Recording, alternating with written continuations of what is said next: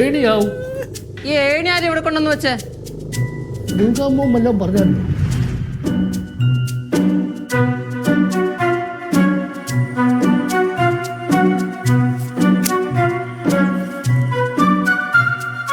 സാറേ മോന്റെ ഫോട്ടോ.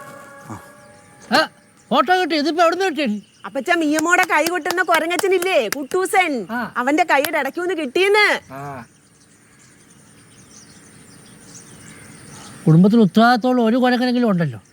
ഒരു കാര്യം ചെയ്യ്, നമ്മുടെ കരവടച്ച രസീതും ബാങ്കിൻ്റെ പാസ്ബുക്കും എല്ലാം കൊരക്കനെ തന്നെ ഏൽപ്പിച്ചേരും. അത്യാവശ്യത്തിന് നോക്കുമ്പോൾ ഇങ്ങനെ കിടത്താൻ തപ്പണ്ടല്ലോ.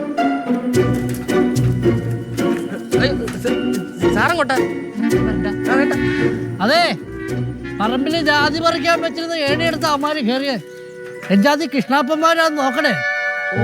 വഴക്കുണ്ടേ. എടി തെരേസ, ഇനി എവനെങ്ങാണോ ആണോടി കയറിയത് നോക്ക്.